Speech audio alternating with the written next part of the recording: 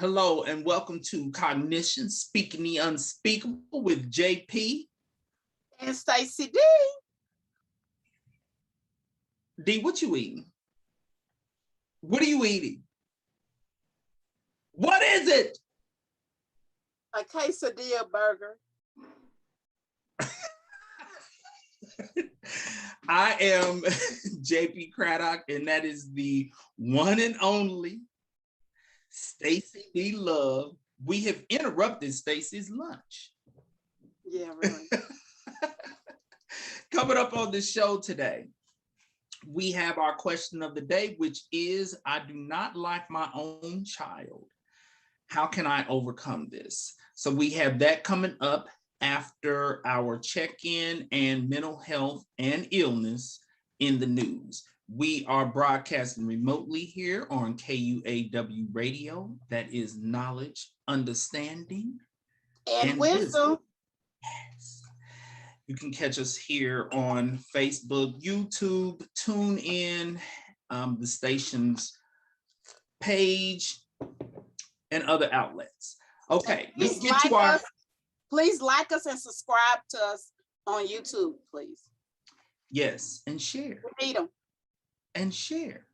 Also on Facebook. And share, yes. Well, nothing against YouTube, but I do find it interesting that the show averages 1,000 to 1,500 views on Facebook, and then YouTube will have like 60. I don't know what's going on with YouTube. We'll have to figure that out. But Stacy D is back in the house. The D was on vacation last week. Hey, Stacy D, the censors got us while you was on vacation last week. What happened? Apparently, I was speaking too much unspeakable. I know. I told Mr. Walker that he got to get that fixed because we can't let our free one just go. You know, the waves out here was the radio waves talking about taking us off the air for a week, y'all. I wasn't even here. That's the bad thing. Usually, I'm the bad one. But wait a minute. I'll get it started. It started. But here's the thing, and Mr. Walker, we need you to update us on the appeal. I go on a rant fussing about people not being COVID safe, and somehow the censors thought that I was sharing information that would encourage people to not be safe. Yeah. Which I have no idea how me calling people stupid for not wearing masks was encouraging people to not wear masks. I don't know what happened, but so Mr. Walker, can you enlighten us on this situation, because I wasn't here. I find out. I'm leaving. The whole thing goes to hell in a hay basket. So let me find out what's going on, Mr. Walker.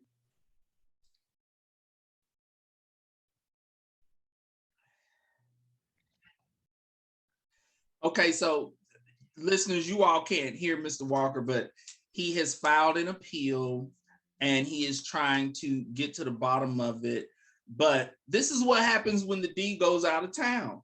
I end up saying something and the censorship fully kicks in. We in trouble while you was on the beach.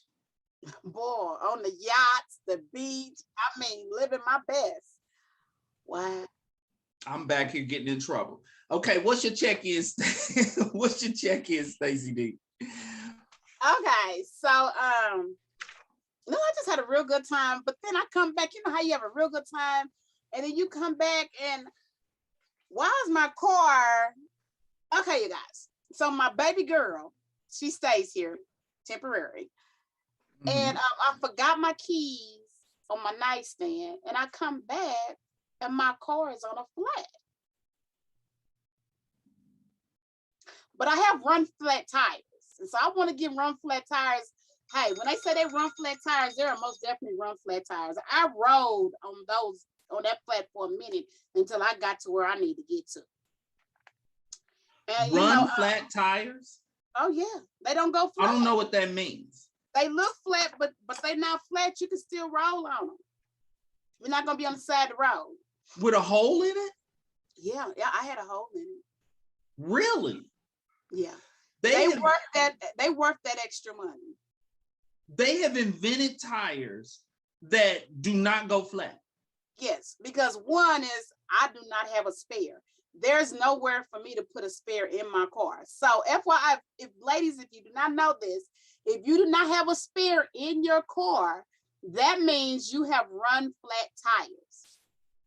And you can roll on them up to 75 miles so you can get where you need to get to. Yeah. But and I get it. Okay, but I don't know. It's not me. I'm not a scientist. I'm not a scientist. But I don't see how a person would know that your sensor, it'll tell you from your sensor, will tell you from your car. So the sensor told me on my car that my tire was on the flat.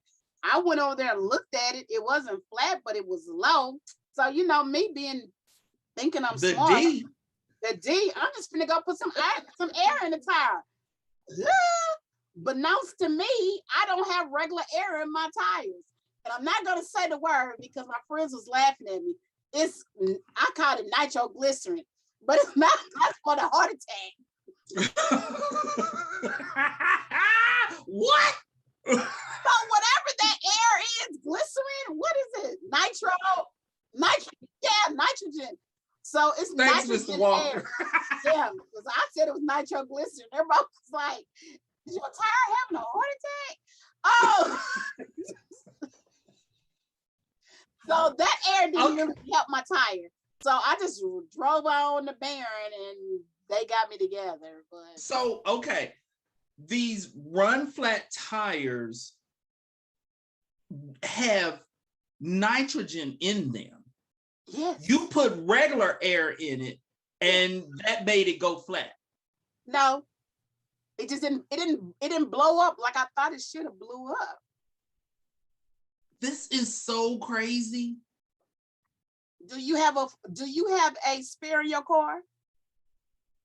You haven't never assumed that all cars have a spare. No, they don't do that no more. Not no more. There might not be a spare in my car. No, it's not. Oh, I should be what? Run flat. Oh, first thing, I should be embarrassed that we are on the radio. I don't even know if I got a spare in my damn car. That lets you know what type of driver or girl JP is, huh? But you know what? But I take good care of my car. If I notice the slightest sound, I can hear I will take a car to the shop and the mechanic will be like, I don't know what you heard. If it gets louder, come back. For now, we need for you to go. Because when I was a kid, my cars would break down so much that I have a little anxiety about cars breaking down because I immediately picture myself on the side of the road. Okay. That's and so if I hear anything, I'm all up in the mechanic's face like it's something wrong with the car. But apparently I need to pop the trunk. I haven't had my latest car for that long. I've only had it a year or so. Right. Well, that's about how long I've had mine. Yeah. That's as long as I've had mine. Yeah. I guess that's long enough. But I drove over 60,000 miles on it in 1.5 years. I get down. As soon as we get done with this show, I am going down to the garage and check Nadine's car too. And seeing she got a spare. Oh, she does? Okay. I don't know if I got one. So if I don't have a spare, I got these run flat tires. Mm-hmm. Right. So your daughter was running flat. She was rolling in my car. But I can understand her doing it because she didn't know that you needed another tire because it keeps running when it's supposed to be flat. But it does give you a sensor, though. It does give you a sensor. It gives you a sensor that you're flat. And she probably heard up and ran up in here in the garage then when she seen the sensor. And then, you know how you throw the rock, yeah. Did she confess? Hell no. And she's not going. Oh my God, that is so, I can't wait to find out what kind of tires I got. Yeah. Okay. Well, and they're more expensive because the regular old tire was like $160, non-run fat. But I had to tell King, I'm like, King, you work at night, you know, and I'm working during the daytime. Don't make me have to call the police to come to the house and wake you up if I'm on a flat. So he immediately went and bought the run flats. wow. And it was over $100 more dollars a tire. I got to check out my tires Mm-hmm. quickly. Okay. Well, here's my check-in. This is so ridiculous. Nadine and I have to get some plumbing done at the house. Now, we have had plumbing nightmares. We have in the past spent thousands of dollars to have plumber come in, screw up a bunch of stuff, and then have to pay a better plumber thousands to undo what the first plumber did. And so now when we have plumbing problems, we get second, third, fourth, and fifth opinions. I get more opinions on plumbing than a medical diagnosis. Okay. Wow. I listen to my doctor, like she tell me, I'm like, okay, I'll take her word for it. Yeah, a plumber tell me something, I need more opinions. So we got all these plumbers coming into the house. The first one shows up, no mask. Nadine tells this fool, do you have a mask? Oh no, I don't have one. So she gives him one because we got a box of masks like right close to the door because ain't nobody coming up in here breathing COVID all over the place. That's the first plumber. Second plumber shows up, very professional. Okay, he took his shoes off at the front door. We didn't even ask him to do that. Okay, took his shoes off. He had his mask on, everything. He goes through. He's thorough. He's breaking the plumbing down deep. Okay. Broke it down and gave us a $7,000 estimate. That's a lot of money. Okay. Third plumber. These hillbillies show up.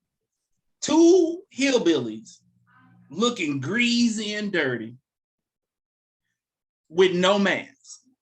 Again. And so the second one says, he looks at me surprised. You want us to wear masks? Well, I don't have one. So I was about to tell this fool, well, I don't either. So y'all can leave. His buddy, partner says, well, I got one in the car. This hillbilly goes to his truck and pulls out the dingiest, dirtiest mask and gives it to the first plumber. He puts it on first thing. Why are you putting on another man's mask? He been breathing hot breath and COVID all through the mask. That's like kissing somebody to me. Like you wearing, you. So he puts this dingy mask on. And I'm like, we're not hiring these nincompoops. And so they come in, don't know, I can tell they don't know crap about plumbing. They only caught and gave me half the amount of information as the $7,000 estimate. So I was like, plus we ain't hiring this fool no way because he a hillbilly and he showed up, he didn't even have a mask. Well, it's not that they're hillbilly. Don't say because they're a hillbilly now. Not because they're but D's worried about the census. You worried about the census. The census got the D worried. Censorship got you worried.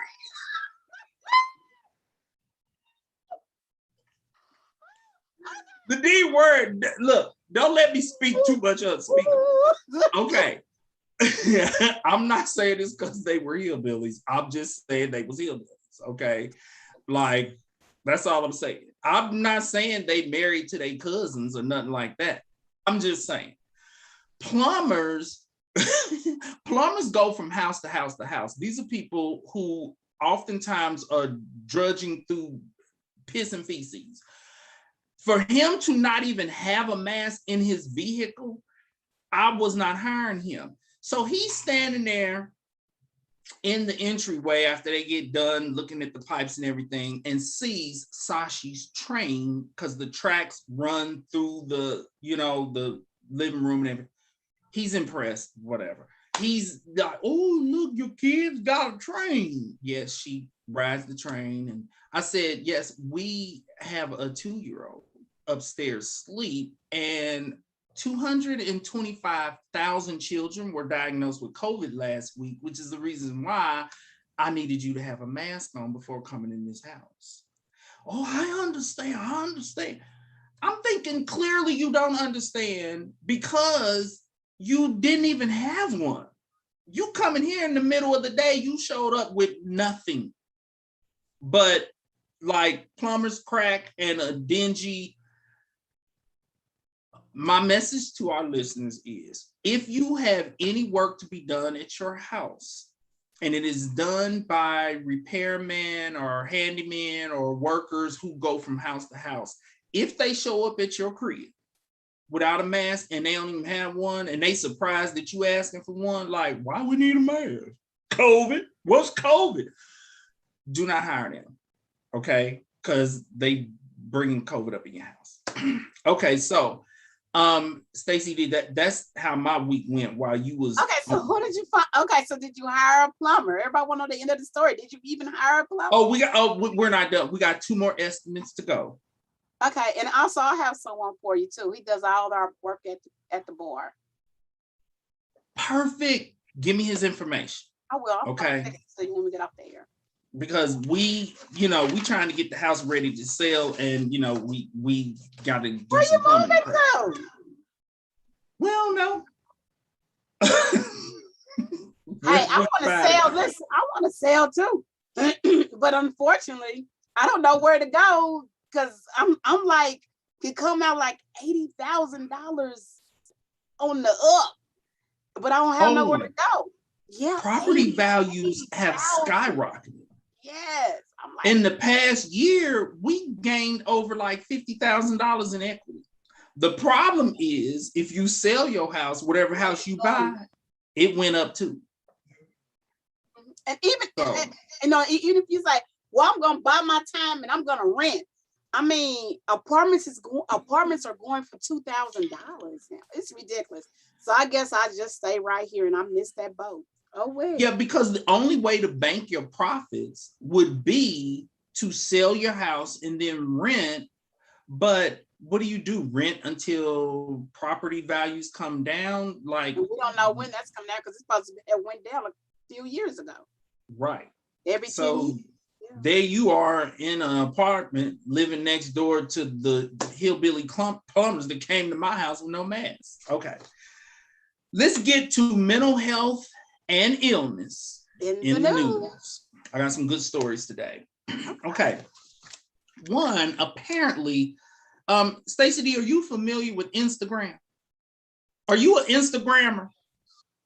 You got an Instagram page. I'm an Instagram model. What are you talking about?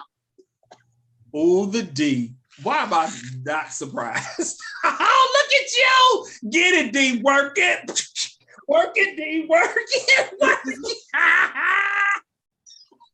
You are crazy. Okay. Well, listen, I'm glad that you mentioned Instagram modeling, which I was unaware that this happens. Instagram is reportedly bad for teenage brains. The Wall Street Journal reported on this and stated that the owner of Instagram, which I guess is Facebook, was aware of this. They reported that Instagram has negative effects on teenagers, especially girls, on their cognitive functioning. It creates body issues. Worse, you knew that? Yeah. Okay, for 1 in 3 teenage girls who are on Instagram, they end up having some body issues, and it evolves into suicidal ideations, suicidal thoughts. 1 in 16 in the US link the suicidal thoughts to Instagram, and 1 in 8 in Britain. The problem with this, and I mean, the Wall Street Journal is very credible. The problem is the specifics were not disclosed. Like, what is it I've never been on Instagram. What is it about Instagram that is creating or exacerbating these negative body images that is causing teenage girls to drop down into depression and drop down into suicidal thoughts? Now, if there's models on there, it's a lot of them. There's a lot of models on there. Okay, and so I suppose the teenage girls looking at the models, but aren't models everywhere? Yes, Like, but they're models on they're different on Instagram, because on Instagram it's just your average running the mills that they can get real big and popular. It's just your next door neighbor that goes on there and the right person and yeah, and they just go wow. And if you're looking at them and then you're having issues with your own body imaging and body shaming, and it's just a bad situation, I guess. Okay. Once again, I want to go back to parents. Always pump your child up. So then they want, I mean, you know what? Stacy D is thicky thin, and I don't have any problems with that, And if you build up their self-concept, their self-image, then this can help with some of that suicide. I mean, like, oh, okay, she's skinny, but guess what? You know what? I would tell you this woman's name. I might say this name wrong. Don't get us sued, Stacy D. What you about to say about this woman? She's a rapper. Zillow. Oh my God! Somebody help us out. Mr. Walker don't know. You don't know young rappers. He listened to that mess. Rizzo. Oh, Rizzo. Lizzo. Okay, Lizzo. All our age. We're gonna show all our age. I know. It's Lizzo. Lizzo, yeah. I'll be really saying like, okay, she's doing too much. There is somebody named Rizzo too, though. But that's a whole nother story. Okay, Go ahead. Lizzo. And I love her positivity, how positive she is about her body, and she's like, should I get any man? And I think she's about 350, but I can get any man I want. And she's just so confident, and wow. So yeah, that's what young girls need to see to balance it out. But what you're describing, I need to check out Instagram. What you're describing makes sense, because going through the grocery store and seeing models on fashion magazines, that's so far removed from a teenage girl that she is not gonna compare herself to that as much as getting on Instagram and seeing, her cousin from across town up in there and she's looking fly. Because it's like, I should be looking like that. Exactly. I'm not going to be the cover of Vogue, but why am I not that? So that makes sense. Well, this is sad and unfortunate. It is. It really is. But and there needs to be more. Need to bring our children up, bring our daughters up, just love on them, just really love on them and let them feel comfortable in their own skin, in their own self, Instill that foundation within them that they are beautiful and that there are many different body types. You don't have to look like this Instagram model. You don't have to be this particular size. It's kind of like 2-3 weeks ago, we were talking about how the department stores, some of them are no longer separating the full-figured clothes from the other clothes, just to reduce all of that. Like, hey, the human body comes in all different shapes and sizes, and it's all beautiful. And that is the foundation. You are absolutely right, Stacy D. That is the foundation that parents need to instill in their kids. And we do need to have more of a balance. There needs to be more Lizzos and Queen Latifahs and, different sizes. Everybody can't be tiny. Okay. Here's the next story. Here's something. Fix is what's in. Ficky Thick. The D on Instagram. I'm gonna find you on there, D. Okay. Here is something interesting. Okay. You know, 100 years ago, we had a pandemic. The first pandemic was 100 years ago, back in 1918, 1919. Well, the current death toll is 675,000 with 42.2 million people diagnosed with COVID, which means that we in deaths have surpassed the death toll from 100 years ago. Oh yeah, most definitely. Just because of how we just grew. The baby boomers is what really did it. Hell. I find this to be interesting and unpleasantly surprising because they didn't even have a vaccine 100 years ago. We are supposed to be 100 years advanced. How is it that we've made all these scientific advancements, but when it comes to common sense, cognitive functioning, are we less primitive?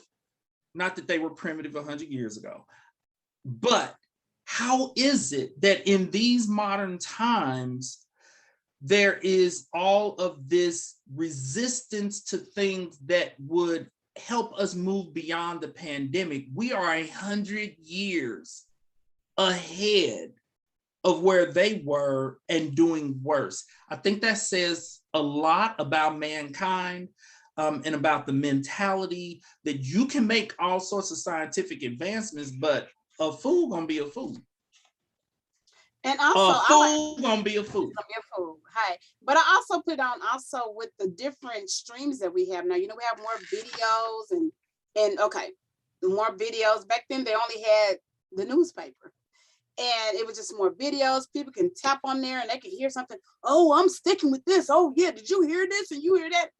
And everything that you see and hear is not true. It's just not true. And it's just a lot of things that a lot of people agree about nowadays, period, that you just be like, really? Where'd you get that from? The internet? Oh, okay. The internet is the Bible. Okay. The downside of our technological advancements, but the upside of our technological advancements is information is able to spread so much faster. People are able to educate themselves so much faster than 100 years ago, where you had to wait for the newspaper to let you know that there was a pandemic. And everybody dying all around you. Oh, and you don't even know why they died. Don't even know why they get a hold of a paper. Exactly. But negativity holds and grows faster than positivity do. True. Okay, this next story, instead of calling this mental health and illness in the news, I am going to call this next story mental illness and stupidity in the news. Let's get it. A restaurant called Hang Time Grill and Bar, just outside of Dallas, kicked a couple out for wearing masks in the restaurant. They were wearing them because they have a 4-month-old at home who is suffering from a compromised immune system. But I'm surprised they even out. I wouldn't have been out. Well, rode around the airport or picked it up on drive up or something. I wouldn't even. Well, they call themselves trying to be safe, but the owner of the restaurant said, and I quote, "I put my blood, sweat, and tears in this business, and I don't want any mask in here." That's what he said on the news. I rewound it because I was like, let me rewind this. Surely this food did not just kick them out of the restaurant. And so there we have mental illness and stupidity in the news, which that links up perfectly well with the story that I just covered about how we may be 100 years advanced in many ways, but the mentality of fool is going to be a fool. All right. This next story is extremely unfortunate. You was on vacation, but did you hear about the Gabby Petito disappearance? It was all on the news everywhere. That's what they were all saying. on the news, which I'm going to get to that in a minute. Okay, so Gabby Petito, for those who do not know, was doing this new van life thing that has kind of emerged in recent years where, you know, it's not the old conversion vans from back in the day. It's not big mobile homes. It's like, it's a regular van that gets converted to kind of like a conversion home, little tiny kitchen, little, you know, they were doing the van life. Her and her boyfriend or fiance, Brian Laundrie. Well, he returned home from the trip without her. Without her. Okay. He returned home from Florida without her. Well, since then, her body has been found last Sunday, and it has been ruled a homicide. And so now they are searching for him because he has disappeared. Here's the question that I have for you, Stacy B, because his parents, him and her, they were living with his parents. The parents would not cooperate with authorities and referred the authorities to their attorney until September 17th, when they reported that he had left the home on the 14th. So they waited 3 days before notifying the FBI, our son is not here, he is gone. And so, Stacy D, I have a question. Would you, as a parent, turn your child in if they were involved in a homicide investigation? I plead the fifth. You plead the fifth on that. Okay. Well, let me tell you what I would do. I need for my kids. Y'all, Sasha's only 2, y'all. She's only 2. I just told you. What's the name? Don't forget, I got 2 other heathens. I got 2 grown heathens. And let me tell you something. But that's Sasha. Let me tell you something. They're divorcing Nadine when she get about 13, y'all. I'm just if my Sashi boo, that's my baby. That's your baby. If my Sashi boo, who I love to ground my baby walk. She be looking just like that when you went who. She looks like that. I love to grab my baby walk on. Yes, she do. If she gets involved in a homicide investigation and they showing up at the house, I'm not waiting. 1, I'm cooperating with authorities. You are not coming home by yourself in a van. You left here. You need to leave again. Why did you come home by yourself? Well, he's clearly. He should have stayed out. This is video. He clearly looks like at least 10 years older than her too. He's only like 22 or 23. Oh my God, he looks so old though. He just, actually, his face does not look old. When you see him with a hat, he doesn't look old. What happened? He's prematurely bald. He's bald. Okay, that's what he's bald in his early 20s. I'm sitting here bald right now, but in my 20s, oh, the hair was rolling. He had a little bit more, y'all. He had a little bit more. I had my hair and activator juice and everything. Yeah. Okay. You know, everybody that got pearl activators in our class reunion, because you know our class reunion is gonna be this October. Everybody that had curls, they're all bald. That activator moisturizer made all our hair fall out. I think it. But the company's out of business. You can't sue them.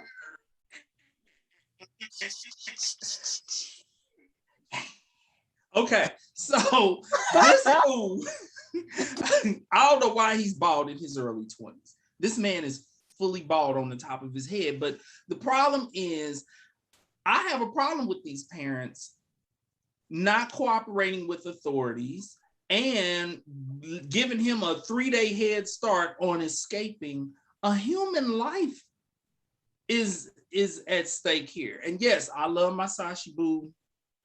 I love my kids. Do not come. I'm gonna tell, if you kill somebody, don't come home. Do not come home. Don't come home. Because I'm calling the popos and look, and I'm gonna show up at the jail and see my baby. I'm gonna show up and visit my baby every day. But don't come home with a van. it's blood all over the place, and you talking about I don't know where he at. Sashi, I'm calling the popos.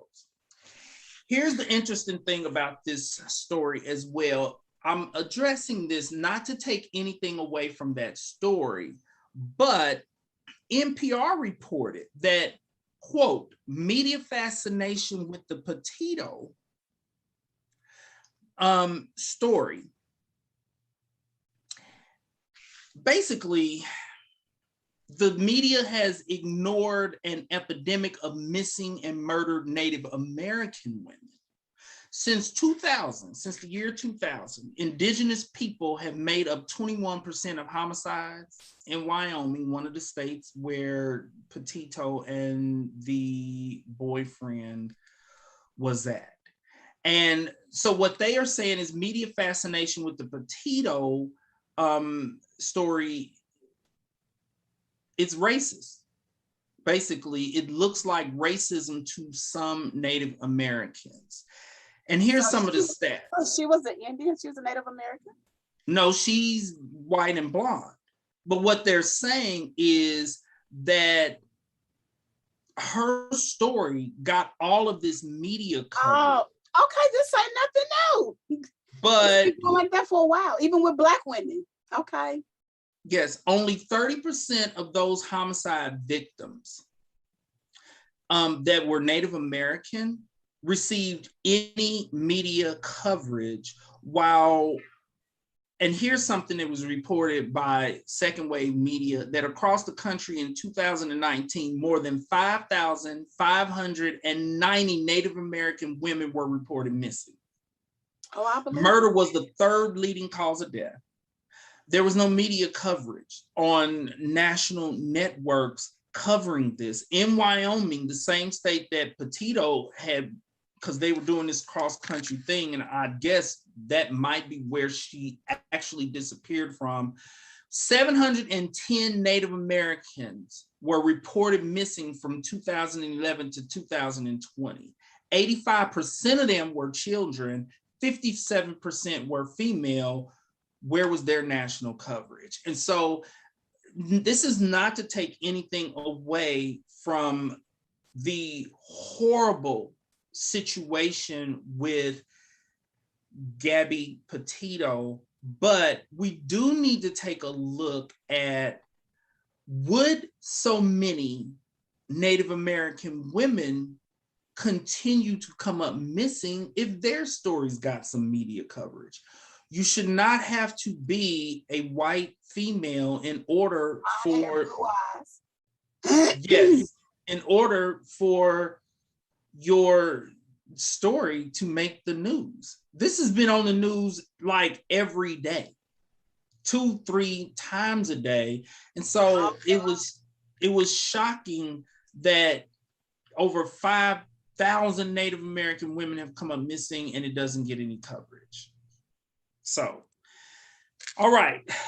Do you have any thoughts on that before we get to the question of the day? The question of the day is a little intense. No, let's go. Let's get it. Okay. Question of the day. I do not like my own child. How can I overcome this? All right. Usually, parents in this position are disliking their child's behaviors more so than disliking the actual child. Most definitely. But if the behavior is so extreme or frequent that it predominates your experiences and your interactions with your child, then it can turn into disliking your child.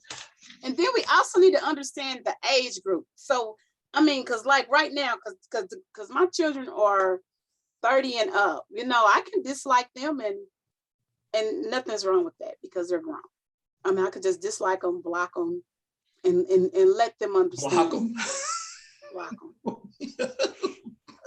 What am I laughing at? I blocked the kid. Okay. Exactly. And there's nothing, and I'm just thinking there's nothing wrong with that. If they are, because mine is well grown, they're 13 and over. Okay. Now, when they're younger children, I never had that dislike for my children when they were younger. I never encountered that. I never encountered that. Well, we're going to talk about some of those situations because I have seen clients in therapy who do not like it's usually teenagers though. It's usually teenagers. Yeah, and if it's a mother, it's the daughter. It's frequently, yes. Yes. I want us to talk about this because this is something, and this is speaking the unspeakable. That's what we do up in here. This is something that people keep inside and carry it with shame and embarrassment, like a family secret that, oh my God, I don't like my child. I do not like my child. And I want us to talk about this openly because it doesn't always have to remain that way. So let's take a look at it. Some behaviors, though, are so extreme and so extensive that they appear to make up the whole of who a person is. That's when it can kind of cross the line from I don't like my child's behavior to I don't like my child because this behavior appears to be 80-90% of who this fool is. Yes. I don't like my child. And here's some examples that I have witnessed and seen and treated people for. One, here's an example. If your child has extreme, explosive, severe, and volatile anger to the point of cursing you out or physically assaulting you and abusing you on a regular and consistent basis. Because I have seen parents who their kids physically attack them on a regular basis. I wish they would. I wish they would. I knew you was gonna be like, I wish the. And mind you, I have worked at the mental health center with children for years, and I still don't understand that. Oh, it happens. But it happens, and I know some of it is mental health. But I could come up into the home, even though I would only be in the home 2 to 3 hours, but it'll stop. It would stop. It happens. Here's another example. Never happened in my home. Have it ever happened in your home before? Because we have to go back to Mama Payne and Mama Lynn. I brought you here. I was not acting no fool with my mom. Hell no, because my mama did not. We knew the saying, I brought you in this world. Come on, JP. And I'll take you out. But this happens, and I've seen this over the past 22 years, more than a couple of times. Here's another example. When parents find themselves not liking their child, if your child is a serial sex offender, pedophile, murderer of women, we just talked about the Gabby Petito case, or has attempted to murder you. Yes. Those are parents who oftentimes are like, I do not like my child. My child tried to kill me. Another example, if your child has allowed their drug addiction to spread through their whole existence to the point that they are robbing you blind, verbally abusing you, physically abusing you, exploiting you, all of those different things, because addictions, drug addictions can permeate all through a person to the point where you don't even see the person that they used to be, and who you do see, you do not like, regardless of the fact that that is your child. So for parents in this position, it is possible to reach a point where you not only do not like your child, but you have stopped loving them. And that's what people are so ashamed of, to the point that they won't even talk about that in therapy and get help for it because of the shame of, I don't feel like I love my child anymore.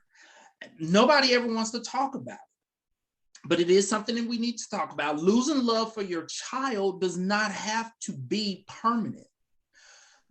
What you want to think about is that the two of you can rebuild that relationship at some point. So let's take a look at what rebuilding that relationship looks like, regardless I'm like we're really focusing on how to rebuild that relationship. Yeah, let's, talk about that. Regardless of the extent of the damage that has been done to the relationship, I just want people to hold out hope that it can be rebuilt. First thing you want to do is address this openly with your child. I know it's intense and it's embarrassing and nobody wants to talk about, I don't like my kid, but you need to be willing to say that you are struggling to like them because of the behaviors that they are exhibiting, because of how they are treating you. Those behaviors are difficult to like. Letting them know that their behavior is affecting you on that level might actually impact them, and give them something to think about as a first step towards turning things around. Because what I have noticed from kids in this position is they have no idea that it's even possible for their parent to no longer like them or to not love them. And so when that part comes out, it is a wake-up call. They oftentimes are like, I didn't know it was that serious. I didn't know it was that bad. And the parent is sitting there in tears, feeling horrible, but saying, yes, it's to that point. And so hopefully when you address it, you speak on something that is unspeakable, it'll open the door to maybe doing some problem solving. And let's take a look at what the problem solving looks like. You want to ask them key questions, like ask them, why do they engage in these behaviors? What's fueling the behaviors? Ask them if they need help in gaining control over the behaviors. Ask them if there's anything that you can do to help them, to assist them with managing and gaining control over these negative behaviors and eliminating these negative behaviors. Ask them if they feel like you played a role in some of the negative behaviors that they are exhibiting. And this is especially important in those situations where your child is physically attacking you or verbally attacking you or has tried to cause lethal harm to you. You want to ask, what do you feel like I played a role in how you are treating me? Because there are those times where a kid feels like, I'm attacking you because such and such and such and such and such. I'm attacking you because you brought men into the house who sexually abused me. And when I told you about it, you didn't listen and you held on to your man. That's why I'm attacking you. So whatever it is, not that I'm blaming parents in this situation. I'm not blaming parents. I'm not blaming kids. I'm saying that there usually is a background story to why your child is treating you that way. And you want to ask them, do you feel like I am causing you to treat me this way or to act in this manner? Another thing, of course, is seek out professional help. Like it's time to call a therapist. Because all these deep conversations, I'm not exactly expecting people to be able to navigate these waters on their own. As Stacy D just said, when she was working and doing in-home with families and had to address some of these volatile interactions, your goal, D, was first and foremost creating safety in the home, which is eliminating the physical aggression. And so seeking professional help is going to be really necessary and important in these situations for the adults that I see, because I oftentimes will get adults who are like, I need to schedule an appointment for me and my mama and my daddy and my sisters because we got a lot to talk about and folks are not liking each other.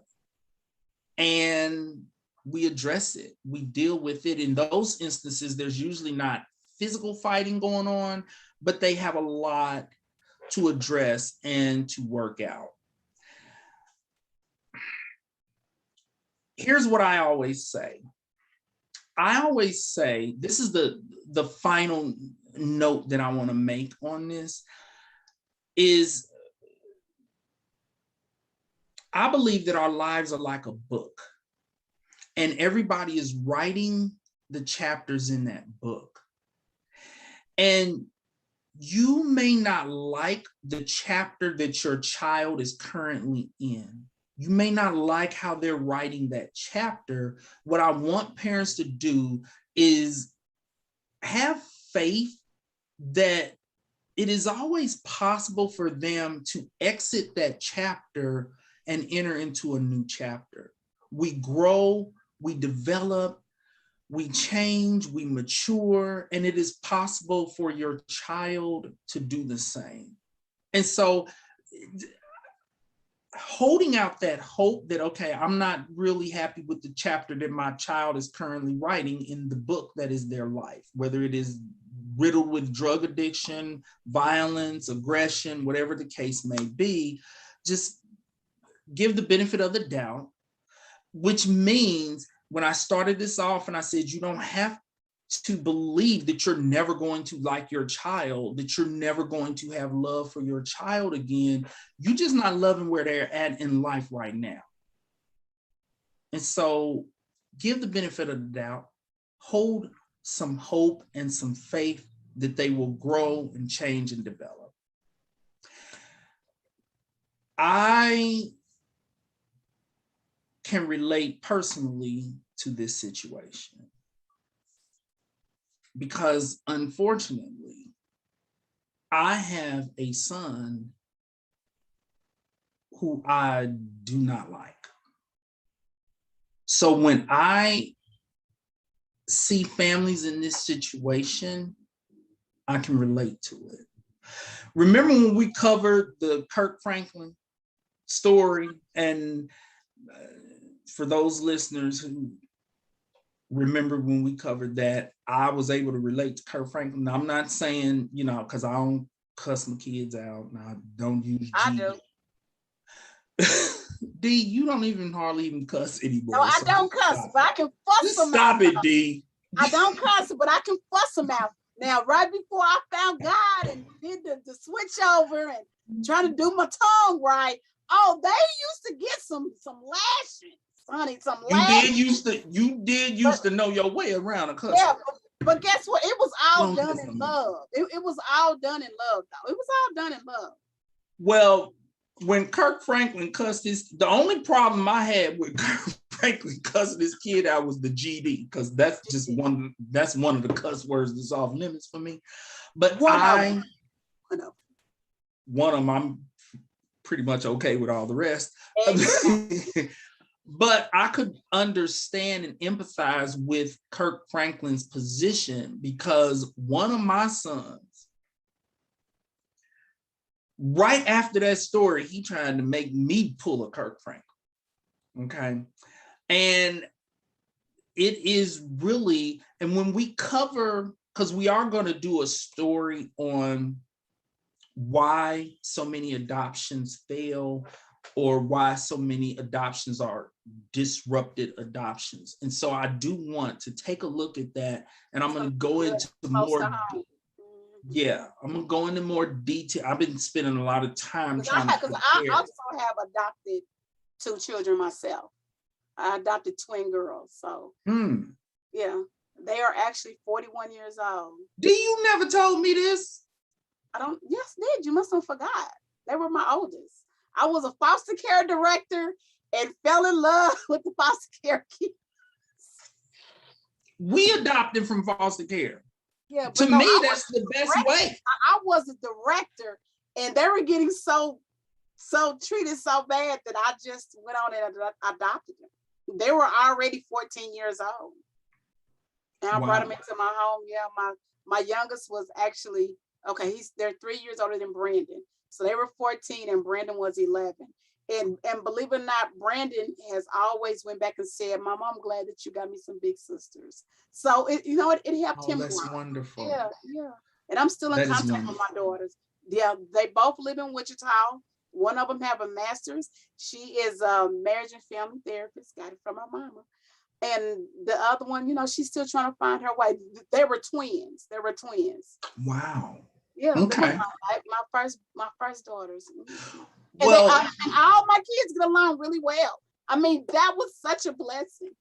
It was like, God, wait, it was most definitely heaven sent, because they got along like, the original, how stuff goes with siblings, but not like, I wish you leave, you ain't my mama's child.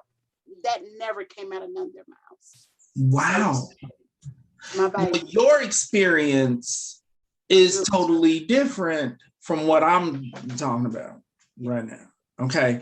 So we're gonna go deeper into all of that in a couple of weeks, you guys. We're gonna talk about adoption and because I've worked with so many families of disrupted adoptions. We're gonna talk about what it takes in order to increase the chances for success. But my own personal experience, I have one of my sons is I do not like him. The lying, the stealing, the disrespect, like all those degenerate behaviors spread through our relationship like a cancer. But as I was saying before, I do hold on to the hope that this is just a chapter that he is in. And I don't like how he's writing this chapter, but when your kids become adults, like, you give them the pen. They get to finish writing that book. The pencil and the paper. Yes. They're going to write the book of their life how they want to, regardless of whether you like it. You looking at it and reading it, and it's a horror story. What the hell? But yeah. Like, did Stephen King write this? What are you doing? Exactly. But it is a situation where that's all I can do at this point is hope. Like, he exits the current chapter, he enters into a new chapter, writes a different chapter. But I would be remiss if I sat here and acted like it's not possible for parents to get to a point where they do not like their kid. At the same time, it may not always be that way. So, Stacy D, any thoughts on this? Any tips? JP. Okay. You hit every dot on that. Yeah. I'm hoping that, more people will feel comfortable talking about this, and, as opposed to holding it in as like this dark secret. Oftentimes you think you holding it in as a secret. Everybody else in the family is like, yeah, I already know. They know. They like, she don't like him. Or the dad, they look at the dad, they're like, he don't like his son. They don't like each other. So, all right. That is it for our question of the day. Stacy D, anything else we need to cover today? Nope, that'll be it. Thank you, everyone, for joining us on the show today. So happy to have Stacy D back. Woo-hoo! Glad to be back. The censors aren't going to come after us. I hope not, because we were talking about the whole mask thing again. Oh, Lord. We did talk about it again. We did. They actually might come after us again. We're not here next week. Everybody knows it's JP's fault. Because I refuse to let it go. Okay. Thank you for joining us. Remember, worry about nothing and pray about everything. Thank you, and God bless. Bye-bye now.